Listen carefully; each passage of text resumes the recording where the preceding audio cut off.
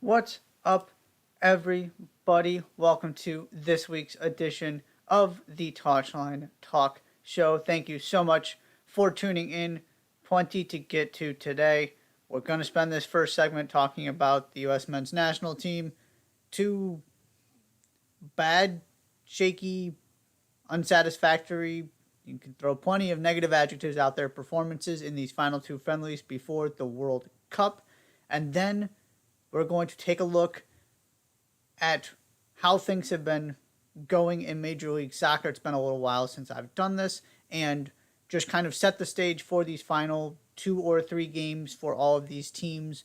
Look at the biggest storylines heading into these last couple weeks of the season. But first, we're talking U.S. men's national team, and I've broken this down into 3 different sections. We're going to talk takeaways, then the positional battles and kind of where people stand in terms of getting on the plane to Qatar, and then the biggest concerns about this team heading into the World Cup after what we saw in the loss to Japan and the draw with Saudi Arabia. So starting with the takeaways, and I'm going to focus on 3 here. The first one is a fairly obvious one, and it's primarily based off of the Japan game, but this team, and particularly the center backs, simply have to handle pressure better. You cannot go into a World Cup with teams knowing you are that vulnerable to kind of that secondary pressure, if you will. And I talked about this on Monday. Right? Japan wasn't putting the pressure on the center backs. Japan was pressuring the pass that was coming from the center backs. And so you had midfielders turning the ball over. You had center backs making bad passes. Nobody was dealing with the pressure well. And it's a very different kind of pressure than a team in CONCACAF that's trying to counterattack you and is happy to give you the ball. Japan, it was all about setting traps to get into advantageous positions to make players uncomfortable. And the U.S. just didn't deal with it well at all. We talked about all of the turnovers coming out of that game. And I will say one more time here, the concerns about the Walker Zimmerman-Aaron Long pairing have nothing to do with the fact these guys are in Major League Soccer and that they haven't seen the likes of a Harry Kane. The concern is what happens with the ball at their feet. And particularly, can they deal with this kind of pressure? And I'm still not 100% sure the U.S. is going to see it in the group stage just because of the way those teams play. Maybe somebody looks at this and says we need to be more aggressive and play higher up the field because of the vulnerabilities the U.S. has displayed. But the U.S., regardless of how things go in the group, the U.S. is not going to get where they want to go in this tournament and live up to kind of these expectations the fan base has put on this team without solving this problem. Simply have to be more composed to make better decisions and punish teams for pressing you that way. You cannot be that sloppy. It is also worth noting, for all of the criticism the center backs have received, most of it valid, Walker Zimmerman had some really nice passes against Saudi Arabia when given time on the ball. When there was no pressure, he did have a couple passes that unlocked the defense to a certain extent. One of them was to Weston McKennie over the top. There were also some not so great moments. There's the one pass from Aaron Long that, I mean, it kind of went viral and it was awful. There's no 2 ways about it. But Zimmerman in particular showed he has the ability to make those passes when there's no pressure. The question is, what happens if a team doesn't give you time on the ball or is immediately going to go after and every single player you're trying to pass to and trying to take those passes away the way Japan did? That's the question. We're not going to have an answer until we get to Qatar. The third thing I want to talk about here with the press that can easily get lost in this because of the impact it has just on the way a game plays out when you're so bad at handling pressure like the U.S. was against Japan. This U.S. team cannot play the way Greg Berhalter wants to if they can't deal with pressure. Because you can't get your high press going if you can't get the ball over midfield. right? It is all predicated, whether it's possession-based or not. The system, because there are a lot of similarities between what Japan was doing and what the U.S. wants to do. Both systems built on this idea that you get the ball into the opponent's half and then you pin them there with that pressure.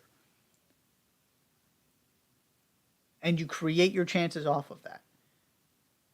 Berhalter wants more, building out of the back and being able to possess the ball. Japan doesn't care as much about that, at least in this game. Regardless of the opponent, the point is the U.S. is never going to get to that. Never going to actually achieve Berhalter's vision if they're that sloppy with the ball. Because they're not going to have the ball in the right positions to actually set up a press that's effective and allows them to control a game. The second lesson. This one more from the Saudi Arabia game, but there is part of the Japan performance that factors into this as well. This is a completely different team without a ball-carrying midfielder. I don't think this can get stressed enough. It's not necessarily a bad thing, but you look at the way the U.S. was playing against Saudi Arabia without Yunus Musa or Luca Della Torre on the field, right? It was trying to get the fullbacks up the field, a bunch of crosses to DeAndre Yedlin playing in that space behind, trying to play balls over the top. There was nothing coming through the midfield. And in general, this team has struggled to create chances without Yunus Musa in the midfield. So part of this is the way that Berhalter tried to attack and this team tried to attack completely changed when neither of his guys who are great with the ball, bringing it forward, were on the field. But also, Luca Della Torre was not particularly good against Japan, and Luca Della Torre is not playing many minutes in La Liga right now. I'm a big fan. He's on the plane if I'm the one making that decision. But it is a bigger concern for me now. What happens if you can't have Yunus Musa out there every single game? I was becoming convinced Luca Della Torre was a more than capable deputy and able to fill that role. Now I'm not so sure, and a lot of that has to do with the fact he's not playing regularly. And when he got thrown into this team, he didn't perform well. So it's not that there's only one way this team can attack. But what makes this midfield so promising for me is that McKennie, Adams, and Musa balance each other out so nicely. Musa complements McKennie. Adams is the one who covers that ground, does the defensive work, wins the ball back, that allows McKennie to be more aggressive. You right, Adams wins the ball back, you give it to Musa, Musa dribbles the ball up the field. It all works. When you put in Kellen Acosta as the third midfielder because Musa's not available, as opposed to putting in Luca Della Torre, all of a sudden the midfield is out of balance, and you have very little creativity in that double pivot.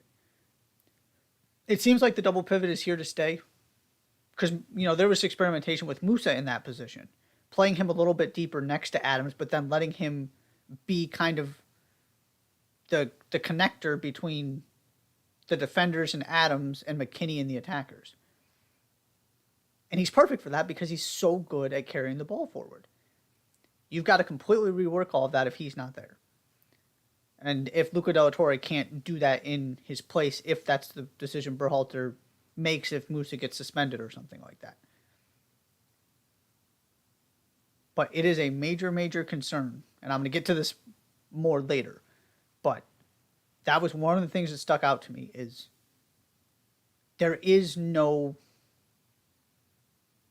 replacing Yunus Musa. He is incredibly important to what this team is trying to do in attack. And third, sort of building off of that, this team is going to struggle to break down opponents at the World Cup. We have seen this for too long. They just don't create enough quality chances, particularly away from home. And not having Yunus Musa is definitely part of that. But you still look at the players on the field and it simply has to be better. Your strikers didn't get much service. We'll get to that in a little bit. And Yeah, there was a chance here or there. Serginho Dest created the one really good chance that actually came from a U.S. player for Jesus Ferreira in that Japan game, and he wasted it. It's going to happen. That's why you need to create more than one a game. There were only, I think it was 2 shots on target across these 180 minutes. Neither of them came against Japan. It's simply not good enough. That attack looks disjointed. The one thing I will say is don't forget Jedi Robinson was tied for the most goal involvements on this team during qualifying. He is an instrumental part of this attack. So when you're looking for reasons to not freak out, because it is 100% valid to be concerned based on these games. These games cannot be dismissed as, oh, they're just friendlies. They're the final games before the World Cup. If those don't matter, then what game outside of an actual tournament does?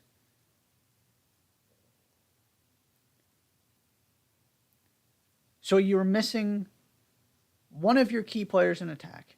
You're missing your ball carrier to bring the ball from the defense to the attack. And you're missing, a Tim Weah. There are pieces missing from this team. It does not excuse how poor they were over these 2 games in attack. But it's not fair to assume because this is what it looked like in these 2 games with this set of players, that's what it's going to look like in Qatar. There are other parts of this that need to be taken into consideration, and the absences are at the top of that list. Now, I'm going to spin that in a negative way at the end here, but this is going to be a challenge to score goals, to create enough chances to make sure you get a goal, unless you have somebody who's really clinical in front of net. And right now, you have to hope that's Christian Pulisic. These strikers, at least the ones in this camp, that's just not what they do. Jesus Ferreira is a good player. He can finish. I like a lot of what he does. He is not a clinical finisher. So if there's one thing Berhalter needs to really try and find a solution for between now and Qatar, it's getting a little bit more rhythm into that attack and figuring out how to break down teams better. And I'm specifically concerned about this in the Wales game because I am convinced Wales is going to mess up somebody's tournament with a 1-0 win where they just sit there, absorb pressure, defend well, you can't break them down, and there goes Gareth Bale, Brennan Johnson, whoever, on the counter. Maybe it's England, maybe it's the U.S., maybe it's Iran. Somebody. I'm convinced that game is going to happen. And if the U.S. isn't better offensively, it could very well happen in that opener. So those are my 3 big takeaways from these 2 games. Cannot be that bad against high pressure. It's a completely different look when you don't have a ball-carrying midfielder in there. And as a U.S. fan, you need to be prepared for this team to struggle breaking down opponents at the World Cup. Okay, part 2. The positional battles. I'm not going to go through everything, but I want to touch on a couple of them. I am to the point where I don't see how you can justify taking both Josh Sargent and Ricardo Pepi. It's not necessarily their fault, and the service wasn't great. There were a couple opportunities and some hopeful balls played in the first half of the Saudi Arabia game. Pepi wasn't getting on the end of them. Now, some of them got, cut out, and you can also criticize the service. That is perfectly valid. But they weren't also getting involved in the buildup. Pepi barely touched the ball. He had the fewest touches of any player on the U.S. team when he was out there among the starters. Neither of those guys made any kind of impact. Again, the complete attack was a problem. It wasn't just the strikers. But if they're not getting on the end of service and they're not being involved in the build-up, those are the two things Greg Berhalter wants out of his strikers. And I will be in the minority and say I have no issue with the decision Berhalter made in terms of the roster for this camp. If Ricardo Pepi had any chance of making this team, if Berhalter had the slightest interest in bringing him to Qatar, he should have been in this camp, even at the expense of Jordan Pefok. Because like Berhalter said, you know exactly what you're getting with Pefok. Pepe's coming off a year where he, did next to nothing and completely fell out of the national team. Now he is settled at a new club. He's playing better. He's playing regularly. This is your one chance to see him and get him reacclimated and try and get him a little bit of confidence. It didn't work. Again, not entirely Pepe's fault. But just because you bring him to this camp doesn't mean you have to put him on the roster. I'm not willing to take that extra step and say that this roster is Greg Berhalter's preferred one, aside from the obvious guys who will be back, assuming they're healthy. And then my other question is, okay, so Josh Sargent got 45 minutes in this camp, and you're only going to bring 3 strikers because imagine if Berhalter tried to play 4. What was Jordan Pefok going to show you in those 45 minutes that Josh Sargent got that would change anybody's mind about anything? Again, you know exactly what you're going to get. Either you want him included on a team or you don't. Pepi, there was actual value in seeing what he looked like starting against a World Cup opponent, albeit a Saudi Arabia B team missing some key players. But that was much more valuable than Pefok being in this camp. It also reinforced to me, Pefok should be on that plane. You need a plan B, something different. I'm not saying you have to start him. But this just reinforced my belief, and I think the belief of plenty of people who follow this team, that bring 2 guys who fit your system. Fantastic.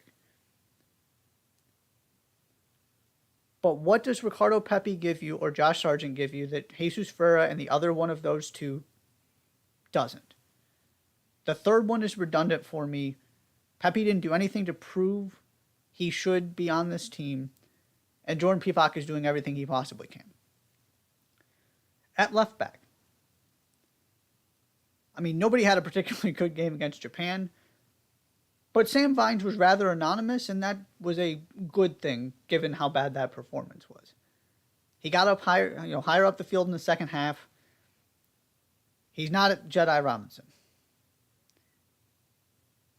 But I am fine with him as a left back too on this roster. To me, Joe Scally, yes, he was good against Saudi Arabia when he came on the right, but when he played on the left, it didn't go very well. I thought Vines looked much more comfortable on that side, which is understandable because, Sam Vines is a left-footed left back and Joe Scally is a right-footed right back. So Serginho Dest is then your third option on the left side if you absolutely need him for some reason. Robinson's going to play every single game, assuming he's available. So that is how I would solve that problem. I would bring Vines, so you have another left footer out there. It gives you the option to bring another center back or another right back because Dest can play over there. So you can bring Yedlin and Cannon, Yedlin, Shaq Moore, Yedlin, Joe Scally, whatever combination, depending on who's healthy, who's in form, whatever Berhalter wants to do. But I will be always uncomfortable if there's only one true left back on this team, because all the other guys are better on the right side of the field. Of course, they can't all play, but the way you maximize this is by starting Dest on the right. And so that means you need to have somebody in case of an emergency on the left, and Sam Vines, to me, proved he can be that guy. The center back position, Aaron Long didn't help himself. Mark McKenzie certainly didn't help himself. Eric Palmer-Brown couldn't help himself. The decisions Berhalter's made in these past couple camps and continuing to go with Long and Zimmerman speaks volumes for me. And by not being there, Chris Richards, Cameron Carter-Vickers were winners.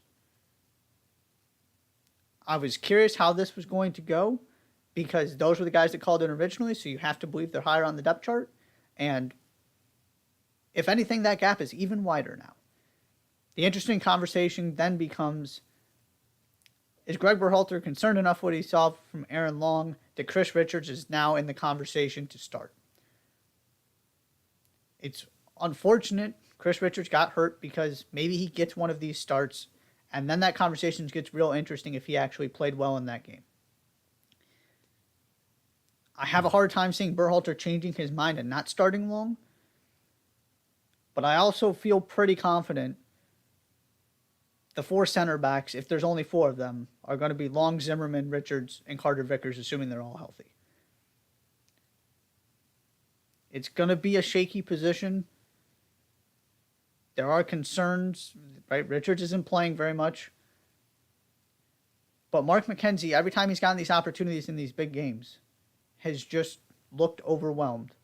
And you saw what he could do with the Union. He's exceptionally talented. But in those big moments for the U.S., he just hasn't been able to kind of deal with everything around him. So I think we got some clarity at the center back position. How much in terms of the gap between center back 1 and center back 2 and center back 3, that I don't think we know. But in terms of the ones Berhalter wants to bring, I think that became pretty clear in this camp. And then finally, Matt Turner should be the starting goalkeeper on this team. It is worth pointing out, right, from the return of this international break to the World Cup, you're playing European competition consistently. And Matt Turner is Arsenal's Europa League goalie. He's not going to get 1-2 games. He's going to get 5, 6, 7. I don't know the exact number off the top of my head, but he's going to get plenty of playing time. And he is a world-class shot stopper, as I've said before. And he was easily the most impressive player over these 2 games, which is not what you want. But it's the world we find ourselves in, and he was really, really good. I just don't understand how you can justify picking anybody else other than him right now at that goalkeeper position. And then finally, the biggest concerns. Again, 3 of them. Number 1. One of the things that became abundantly clear with the Musa injury is that, and some of this, it's not like this is a revelation that just struck me now, but I didn't appreciate how valuable Musa was to this team until he wasn't there. I knew how good he was. I didn't have a full grasp of just how important he was, though. So there is this core group of players that alarm bells are going to be ringing if they are not available. I'm keeping Pulisic in that group because he just has, right, this raw talent that maybe Gio Reyna can kind of compete with, but he is the best player on this team at a position of really good depth, but you don't want to lose him. And then the 3 guys that to me are the 3 most valuable on this team: Tyler Adams, Yunus Musa, Jedi Robinson. You don't have somebody really capable of replacing Tyler Adams. Kellen Acosta is not exactly the same player. I went on at length about Musa, and I will continue to argue Jedi Robinson is the most valuable player on this team. The gap between this team with those guys healthy and 1 or 2 of those guys missing is striking. And there are enough problems that need to be solved with everybody healthy. Robinson was available for qualifying, still struggled to score goals. Those are the guys to me, and I might even throw Matt Turner on that list too. If you're going to ask me for 5, Matt Turner's my 5th. Those guys are vital. Because you look at some of these other positions, okay, if you lose a striker, regardless of who the striker is, The gap between option 1, 2, 3, 4, and 5 is minuscule. You lose a center back. It's unfortunate because you've kind of built this pairing and been getting them reps to start. But nobody is super concerned about Chris Richards or Cameron Carter-Vickers. There are enough concerns about Zimmerman and Long. Right back, yeah, it would hurt to lose Serginho Dest. You got plenty of capable backups there. On the wing, as talented as those players are, and as much individual brilliance as they can provide, there are a bunch of them. Of course, the U.S. would have loved to have Tim Weah for this camp. It just would have meant less minutes for Brendan Aronson, Gio Reyna, and Christian Pulisic. It kind of worked in qualifying because one of them seemed to always be unavailable. So you only had 3 guys there, so you started 2 of them and you brought the other one off the bench. There's depth there. You can sort of go, those are the primary positions, but it's not just the players that get hurt, it's the positions they play and what it looks like without them. Because we've kind of gotten a feel for just about everybody at this point. Pulisic missed some qualifying, Reyna missed some qualifying, McKinney, a little bit in and out. Tyler Adams is the guy who's always been there. So we haven't seen that one, but it's just fairly obvious how good he is at what he does. Now we've seen Robinson, now you've seen Musa. And the conversation about what can be expected out of this team changes if those 5 guys, Pulisic, Adams, Musa, Robinson, Turner, or at least 4, aren't available. The conversation about realistic expectations changes because there are going to be injuries. Unfortunate, devastating for the player. It's part of what is going to happen between now and when this final roster is selected. Where those injuries end up being is a massive storyline that needs to be not just the player that's gone, but what that means for the overall squad and how this is supposed to look. That has to be a major talking point and one of the big factors in determining what this team can do in Qatar is where those absences end up being, because unfortunately they're going to happen. Number 2, they are having an incredibly difficult time getting and maintaining control of games. This has been my question for a long time.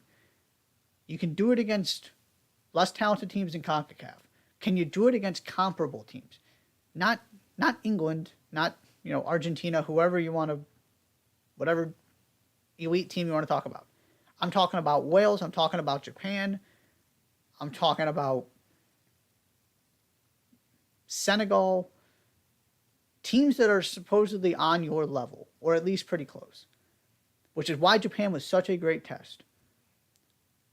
And the U.S. had absolutely no control of that game. And they kind of had control at times against Saudi Arabia, but the second half they didn't have very much control. Control is more than possession, right? It's actually feeling like you are dictating the terms of the game. And it didn't happen very much at all in this camp. And it hasn't really happened when the U.S. has played better competition. That's one of the next steps. And then finally, this was not particularly specific to this set of games, but set pieces. Obviously, the U.S. did not score one in these 2 games. And it's been, it was a talking point during qualifying. It's been an issue. England will tell you the best way to overcome offensive struggles is set pieces. And the U.S. just doesn't score them, which is strange when you have, players like Reyna and Pulisic to deliver the ball, a fairly decent aerial threat in Walker Zimmerman, an excellent aerial threat in Weston McKennie. It seems like every goal he scores for Juventus almost is a header. It's not like this team inherently is predisposed to be bad at set pieces. And defensively, they've been pretty solid. You don't see a lot of goals. I don't see the U.S. conceding a lot of goals off set pieces. But it's not translating in the attacking part of the field. Delivery isn't always spectacular. And right? There's always the chance that all of a sudden the set piece goals just start coming left and right. But if you are going to struggle this much breaking teams down, the best way to alleviate some of that pressure and give yourself a margin for error, or give yourself a lead when you probably don't deserve it, and then allow you to sit back a little bit, play more on the counter, play in transition, press more effectively. All of that, right? The entire game can change if you just get that one goal out of nothing. And the U.S. has not done that, did not do that during qualifying. So that's my third concern. Again, you got to be able to win multiple ways. You got to be able to generate goals in multiple fashions. Set piece is a big part of that. It's hard to sort of predict or plan for because it is possible all of a sudden they just start going in. But this is an extended period of time where the U.S. has been really, really poor in that area.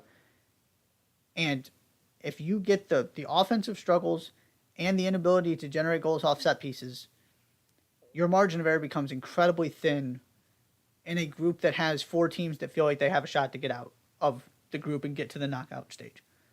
There is no guaranteed 3 points in this group.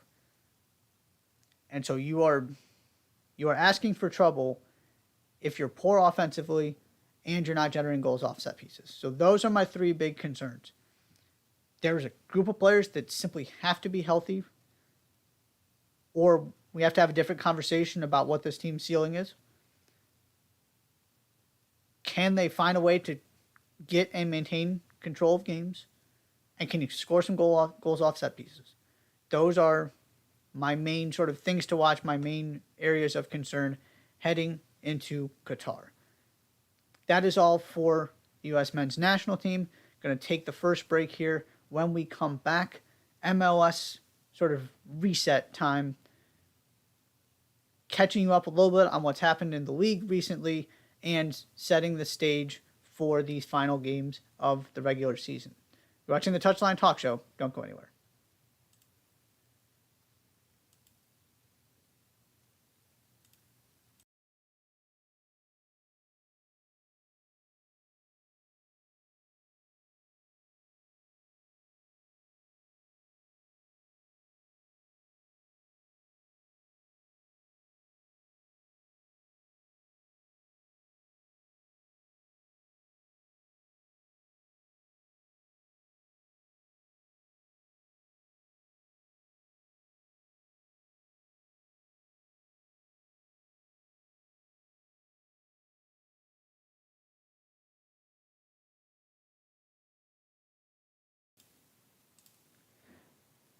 And welcome back to the Touchline Talk Show. Thank you so much for tuning in. It is MLS time here. I'm going to sort of just go through both conferences and talk about some of the biggest things I'm looking for as we get into these final 2 or 3 games of the regular season. Starting in the East, put this nice graphic together. Games played, points, and the remaining schedule for all of the teams that I feel like have a real shot to still get into the postseason. This is not a mathematically sound table, if you will. It doesn't mean that every other team is mathematically eliminated. These are just the teams I feel like are worth still discussing within the playoff context still. In the East, the 3 things I'm looking at, of course, can the Union win the Supporters' Shield and their battle with LAFC? That battle for home field advantage in the first round, particularly those 3 and 4 spots, because Montreal is going to get 2. But you've got a lot of maneuvering that can happen kind of in the middle of the table. And then, of course, who gets in and who is left on the outside looking in. The team that is really, really interesting for me in this is Orlando. Right? You look at that schedule. At NYCFC, at Miami, home against Columbus. Depending on how these games go, Orlando could gift somebody a playoff spot by beating Inter Miami and Columbus, or could play themselves out of the playoffs by losing to Inter Miami and Columbus if they if they draw NYCFC and lose those 2 other games, you're putting yourself in a really, really bad position if you're Orlando City. And so we have these matchups of these teams on, right? That's 6, 7, and 8 in the Eastern Conference. They're all going to, Orlando at 6 is going to play 7 and 8.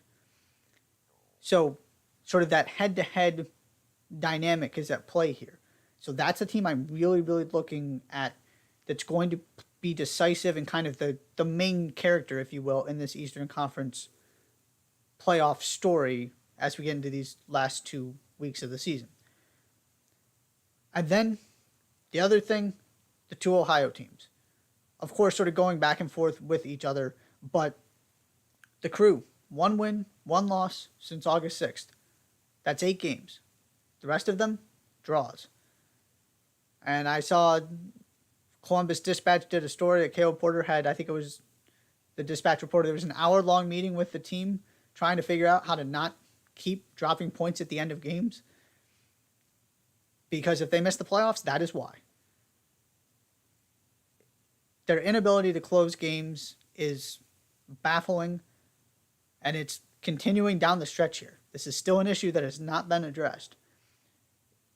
And of course, they are still in fine position here. You've got 3 games left. If you get, 7 points from them, you're probably in the playoffs.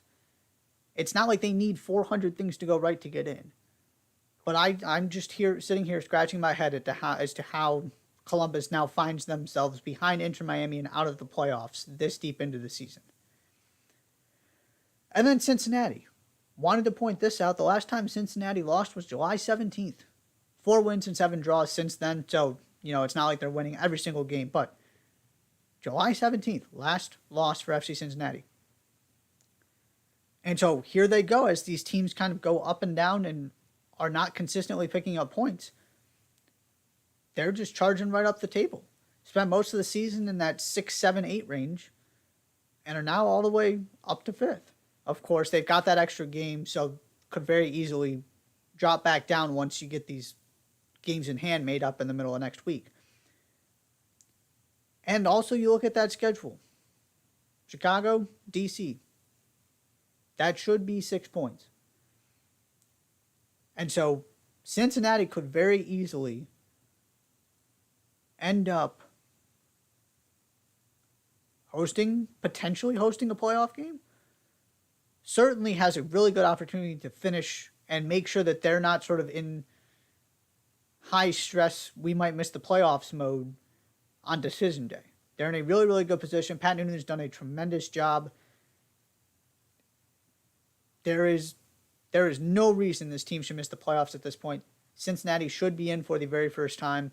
If not, they've only got themselves to blame because they've done the hard work. They put themselves in an excellent position. And then 2 more things real quick. Inter Miami. On a 2-game winning streak. Can that turn into 3 more really good games to make sure they get into the playoffs? I've talked about this throughout the season with this team. They are consistently inconsistent. It's a winning streak. It's 2, 3, 4 wins in a row. Then it's 3 losses. It's 2 wins and a draw. Then 2 losses and a draw. It's just up and down, patches of good results, patches of bad results, and it just kind of bounces back and forth between the two. So the track record suggests this is not going to be a great end to the season. And Toronto's kind of a wild card here because they're not going to make the playoffs, but you certainly don't want to play those players, regardless of what's at stake. You're just trying to get as many minutes with them all on the field together at this point, I would assume, if you're Rob Bradley. So that's an interesting game. And then you got Orlando, and you might catch a break with Montreal in that final game with kind of nothing left to play for, potentially. So the stage is set. Inter Miami's going to have to prove whether they've got what it takes here. They have the spot now. Tied on points with Columbus, though. And it's going to have to be a little bit more of an extended run if they want to make sure they get this done probably. Now, maybe they catch a break and the teams behind them, particularly Columbus, drops enough points where you don't actually have to do that much to get yourself in if you're into Miami. But I'm looking at that and kind of, can they buck this trend of going from bad to good to bad and sort of have a good final 5 weeks of the season to get themselves into the playoffs. And then Charlotte. I threw them in here, right? They've got that extra game. So maximum point possibility. You add 9 points and that could be enough to get in. Now, context is important here because of that schedule. The Union are trying to win a Supporters' Shield, the Crew are trying to make the playoffs, and the Red Bulls are trying to make sure they host a home playoff game. So Charlotte is going to earn this if Charlotte is going to find a way to leapfrog, 3 teams here and get in. It's been a fairly good first season, plenty to build on after a rough start. The schedule scares me. I don't think they're going to have enough. But stranger things have happened. So I did keep them in there because they've got that extra game. And so, they could, even 7 points gets you to 45. And so then you're talking about Inter Miami and Columbus needing 3 points to match you. And there's a world in which that doesn't happen. Of course, it's unlikely, but I didn't want to rule Charlotte out just yet. And then moving to the West. Main storylines, pretty similar. Of course, LAFC and the Supporters' Shield. And I narrowed this down specifically to the battle for 4th place. Because in theory, it could get a little bit more interesting than that. But I look at that schedule for FC Dallas and the way FC Dallas are playing right now, and I don't see them dropping from 3rd.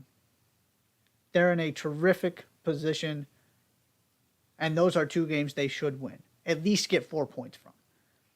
So really it's about this battle for 4th, where you have 4 teams within 2 points of each other. 4, 5, 6, and 7, those final 4 playoff teams. This could go any number of different directions because they're so close to each other. And then, of course, the final playoff spots. Nashville in particular. So 4 straight wins. Followed that up with 2 draws. They really kicked things on these last couple months. Those draws were against the Galaxy and Austin, so no shame there. And that LAFC game could be one of the headliners of Decision Day because of what it can mean for both teams. LAFC, that could determine a Supporters' Shield, or at least play a big role in that depending on what the Union do. And for Nashville, if they lose at Houston, potentially they could need at least a point or 3 to get into the playoffs. It could also be an opportunity to clinch a home playoff game. There is plenty at stake for both teams, so I'm looking at that as one of the best games, most intriguing, most important games on Decision Day. And the team I am looking at as kind of the main character in the West that's going to play a huge role in determining how this all shakes out, the Portland Timbers. You look at what they have left, right? So they're the other team that LAFC plays. Got them at home. And then they're going to RSL.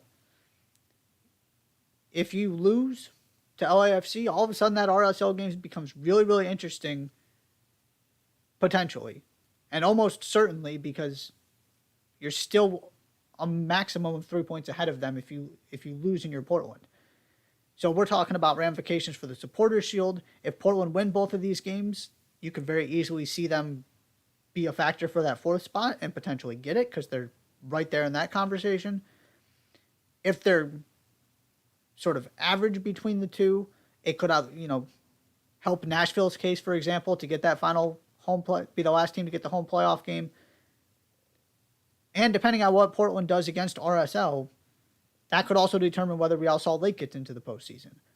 which would then, of course, determine somebody else's fate as well, potentially. So there's a lot going on. The Timbers are the team I'm looking at in the West, similar to Orlando in the East, that those are the matchups, kind of just the way the schedule broke out and the way the standings are.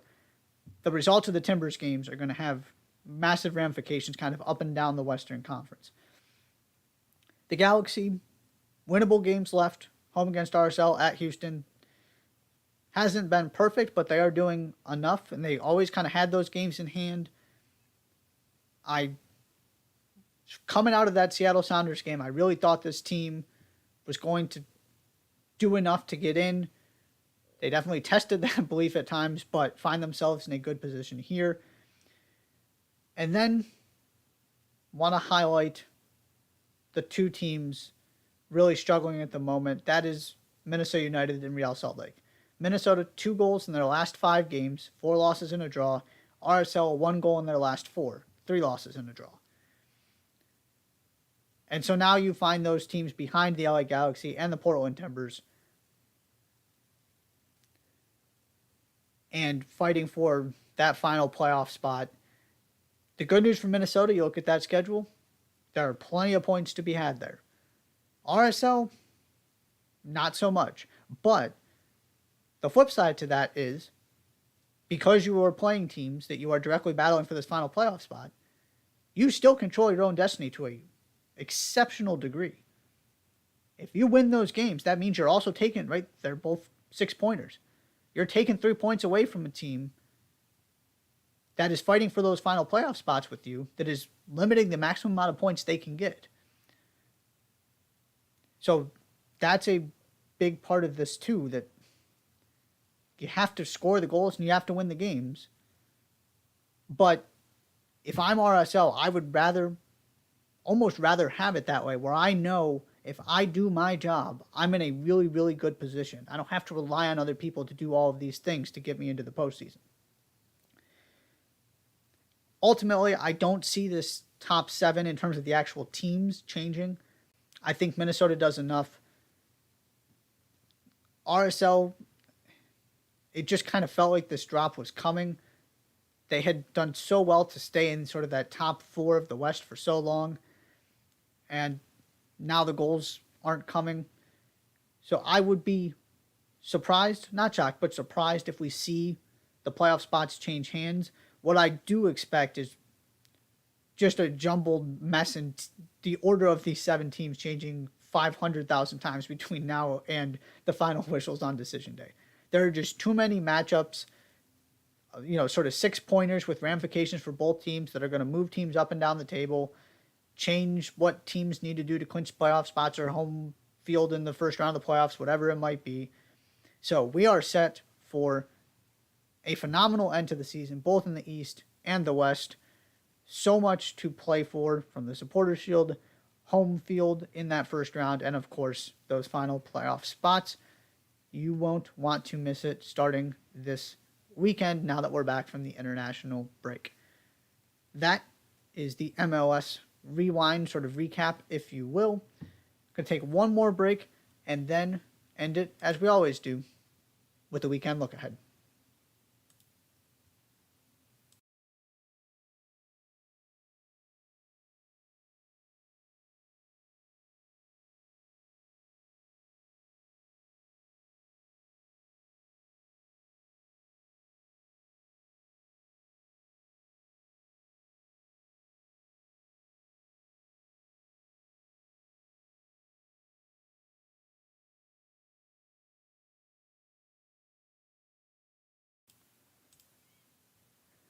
And welcome back one more time to the Touchline Talk Show. It is time for the weekend look ahead.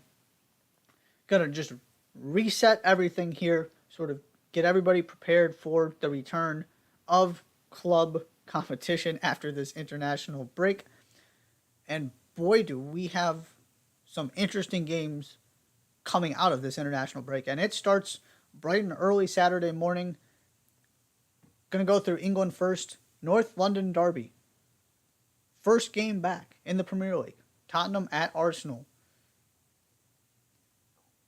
This is always a game to circle because of the magnitude of this rivalry. And now, Arsenal sits atop the table. We'll get to Manchester City's game in a second here, but you could see a significant shift in the way that the Premier League table looks depending on how things go this weekend. And, Tottenham coming off that Son hat trick against Leicester. Arsenal bounced back from their loss to Manchester United really well, but just haven't played very much recently because of all of the cancellations, or postponements, I should say. So what do these two teams look like? Does Son start? That's always another part of this for me. He was great on international duty for South Korea. I would be stunned if he's not in the 11. We'll see what Antonio Conte does. And Arsenal, you're at home. If you mean business in terms of a title challenge, this should be 3 points. So, test number 2 for Arsenal. We're going to see how much validity there is to this narrative about, look what happens when they play a real team. I expect them to show up and play well. Maybe I'm wrong, but I'm all in on this Arsenal team. And then Brighton at Liverpool on Saturday. Brighton did not play a game under interim manager. That was kind of a unfortunate set of circumstances that led to it, but now Roberto De Zerbi's in, and he's had a little bit of time to get prepared, and welcome to the Premier League. You're going to Anfield. That is also Saturday. And then Manchester United at Manchester City, Manchester Derby on Sunday. We're going to probably end up having this same conversation about, regardless of the end result, I want to see Manchester United do something other than win via the counterattack. And this game is set up for Manchester United to be dangerous on the counterattack with the amount of possession City is going to have. So be prepared for that on Monday for the weekend roundup. There's a level I need to see from Manchester United. I don't think we're going to get in this game. And Manchester City, at some point you got to stop dropping points here. They've dropped 4 points to 2 teams that haven't been great this season. Now you're going to get some real tests and some teams that can get closer to matching you player for player from a talent perspective. Manchester United has given them all kinds of trouble, even with all of their struggles recently. This could end up leading to a very, very interesting conversation about, not that all of a sudden Manchester City's title race is over if they lose, but you can only drop so many points before teams inherently become title contenders that are competing with you, because they just don't have to get that many points to stay in touch with you, especially with the way, for example, Arsenal have started. In Germany, Leverkusen at Bayern Munich on Friday to start the weekend there. Bayern, same story with the dropping points. If they don't win this one, Borussia Dortmund's next. Dortmund are going to get to, a set level of points this season. If Bayern keep dropping them, all of a sudden they're going to have to do something incredible to match those points. Your margin for error is just getting slimmer and slimmer. As large as that margin was at the beginning of the season, they got to be able to turn things around here. I still think if they regroup and they get the win here and look like Bayern the rest of the way, I still do think they win the Bundesliga. But these 2 weeks are going to be massive in terms of the conversation, the narrative surrounding this league. Because I firmly believe Dortmund have a shot to win this league. That starts with this weekend. Dortmund's going to be at Cologne on Saturday. Got to take care of these games. Cologne's had a decent start to the season, but Dortmund's already dropped points. They shouldn't as well. And then your league leaders, Union Berlin at Eintracht Frankfurt. Tricky game there. Frankfurt starting to play a little bit better. Can Union Berlin get 3 more points and potentially build an even larger gap at the top of the table? In Spain, Atletico Madrid at Sevilla. 2 of your supposedly better teams in Spain, although Sevilla's been off to a really poor start. Barcelona at Mallorca on Saturday, and Osasuna at Real Madrid on Sunday. Italy, your headliner, Roma at Inter on Saturday. If this thing ends in a draw, you are really quickly falling behind all of the other teams you're competing with for those top 4 spots. Atalanta's off to a great start. Napoli's off to a great start. Lazio's off to a good start. AC Milan's off to a decent / good start, depending on how you want to interpret that. Other than Juventus, Juventus has their own issues they need to sort out first, but both these teams have been somewhat disappointing, at least in certain stretches. And Inter certainly have just been flat out disappointing. Got to stop the bleeding and get back on track. Torino at Napoli and Fiorentina at Atalanta. Torino-Napoli is Saturday, Fiorentina-Atalanta on Sunday. Wanted to mention those 2 teams since they're at the top of the table. In France, Nice at PSG on Saturday. And one of your more interesting games I wanted to mention briefly, Olympique Lyon at Lens on Sunday. 2 teams sort of battling for those top 4 spots, trying to get within striking distance of a Marseille, for example. And then domestically here, Major League Soccer, some games of note this weekend. New York Red Bulls at Columbus Crew.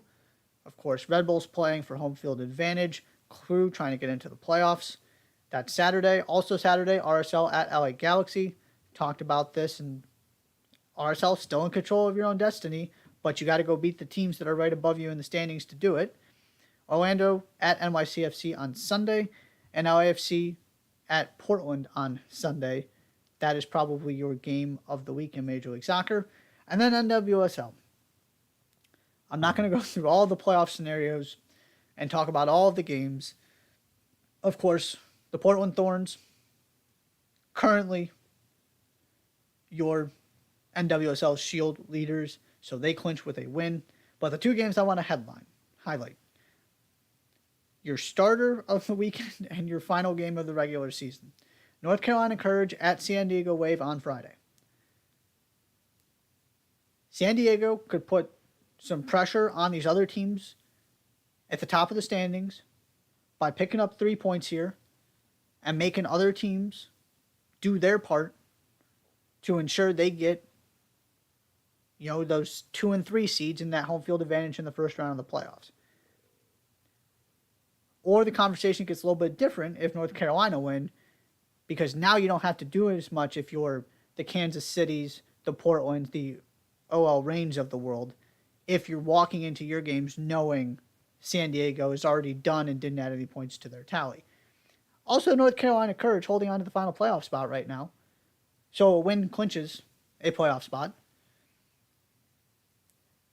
And it's going to be a long weekend if they don't pick up 3 points, because they have to wait until Sunday when the 2 teams behind them, Angel City and Chicago, face off in Chicago, which could lead to a fascinating situation in which the 3 different results of this Angel City-Chicago Red Stars game send 3 different teams to the playoffs as that final playoff team. Now, again, there are so many different ways this could all play out, but this is a legit point or something. Angel City, and I don't remember the math off the top of my head. Maybe I'm a little bit off on that. But there's a world in which both teams need 3 points to pass the Courage.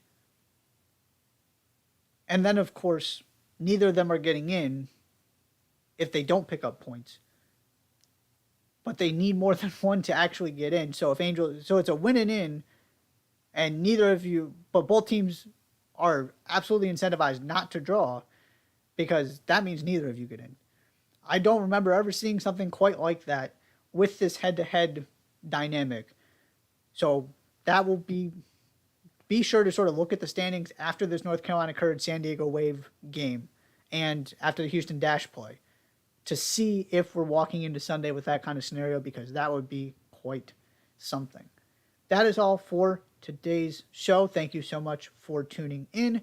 Be sure to hit that subscribe button right here on YouTube. You can also find all of my written work on Substack, touchlinetalk.substack.com. And I'm also slowly moving it onto Medium as well, so you can find me there. That's all for this week's show. Thank you so much